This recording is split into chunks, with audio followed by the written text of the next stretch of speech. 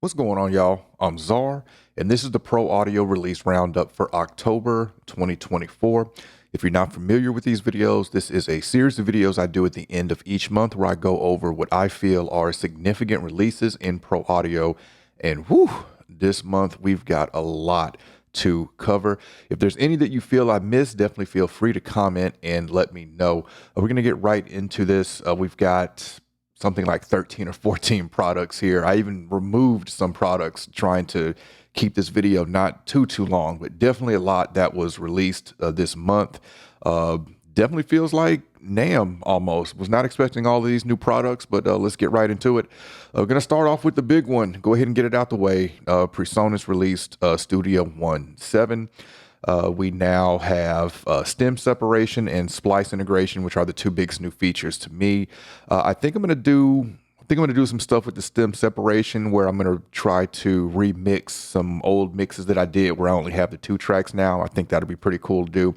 Also, with the splice integration, I've been kind of thinking about getting back into making beats a little bit. Last time I did it was during COVID, and I sucked because I haven't done it in so long. But the splice integration looks really cool, so definitely thinking about checking that out, and it's definitely making me wanting to get back into making beats a little bit with that.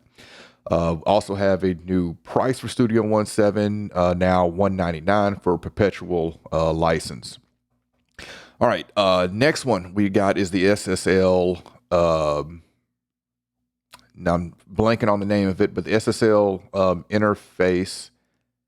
They got Mark II now. I'm totally blanking on the name of that interface, but yeah, saw it at AES. This is the new one, and I forgot what they told me was new with this one. I think it comes with some new software as well, and I think something with their subscription service or a little trial to the subscription service. But I do know, of course, it has some updated things like updated converters and things going on under the hood for that. Next, we've got Izotope Neutron 5. They've added some new, I guess we'll call them modules into it.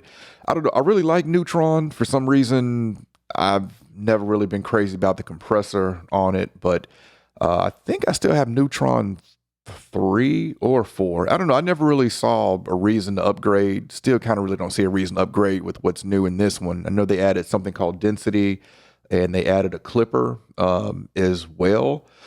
Even though I'm a fan of it, I don't know. I still don't see a reason to really upgrade unless I get some kind of crazy offer from Izotope to upgrade everything I have with them. Then I may check it out. Burl announced Burl Black. Still don't have too much information on this, but we all know Burl is high quality, but also very expensive converters. This Burl Black is going to be more affordable. If I'm not mistaken, I think it's 16 in, 16 out. I haven't seen any pricing yet. They announced it early in the month. I thought it'd be up on like Sweetwater by now or something where we can see the price, but that will be coming soon. We may find out more about that definitely by NAMM, I would say, since they got it out now, or got out the press release about it now. But definitely looking forward to seeing what this new price is on this, because they say it's still Burl quality, of course, just made more affordable. How much more affordable? We've still got to find out.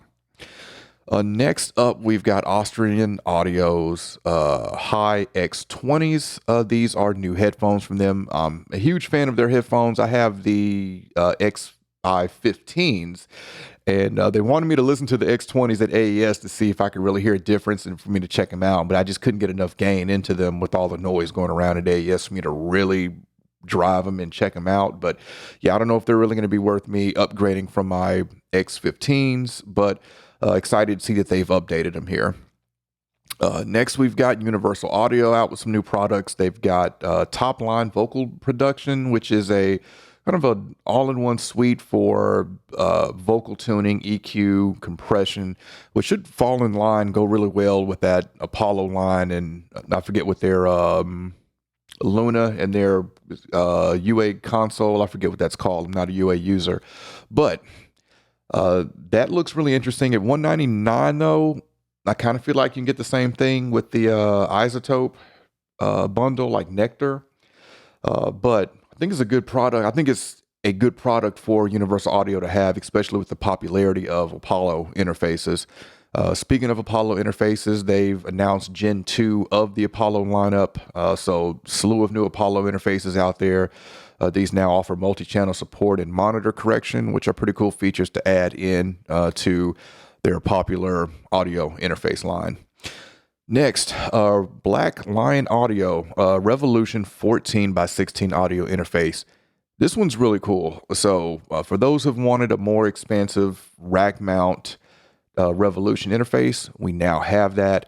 Interesting things about this, it features 3 headphone jacks, which I don't think I've seen 3 headphone jacks on a audio interface before. I kind of feel like 3 is an odd number. Why not just go ahead and do 4? But cooler than that, this features 2 Altura preamps and 2 of the Revolution preamps. So you have 2 different preamps in this interface. We have 2 preamps on the front. I don't know which ones are which, but you got 2 preamps on the front. Those 2 preamps are also mirrored on the back, so you can plug into the back for the preamps, or you can plug into the front, and then we also have 2 more preamps. So we have a total of 4 preamps here, which I also like, because not everything needs 8 preamps, I feel.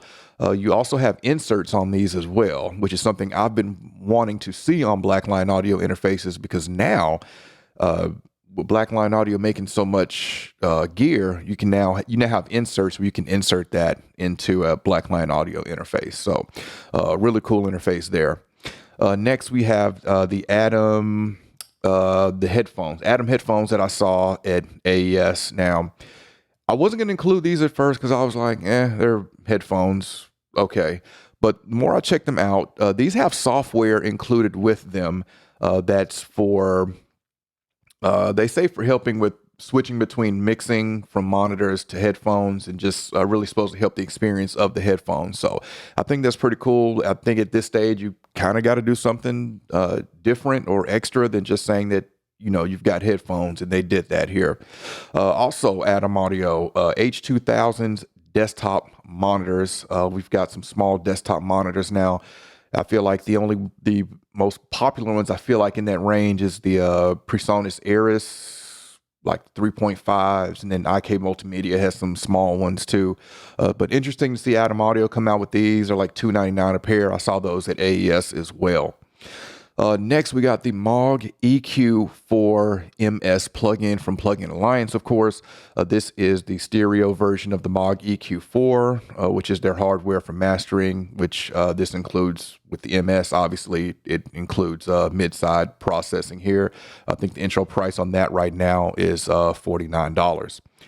Locomotive Audio has announced the 86B-1, their first introduction into 500 series. This is a single channel 2-slot 500 series 2 preamp, and this is a single channel version of their 86B2, which is their 2-channel rack mount 2 preamp. Really cool to see this. The intro price right now for that is $7.99 if you pre-order it before November 30th, 2024, and it's supposed to be shipping in January. All right, lastly, Kit Plugins announced the Noiz bundle. This is 3 one-knob saturation plugins based off of the saturation from their 3 channel strips. I'll have a video on this coming soon. And they also announced a subscription service. So for $9.99 a month or $99 annually, you can get their whole lineup. It's going to be their whole lineup excluding the Connor Dennis drum library. But everything else they make, I think $9.99 a month is a pretty sweet deal for that, because I'm a huge fan of Kit plugins. All right, those were what I feel were the significant releases in pro audio for this month. Like I said, I even had a few more, but I want to cut them down a little bit, so this didn't end up being like a 15-minute video. But definitely comment and let me know what y'all think about these products, and definitely comment and let me know if you feel there's any that I missed.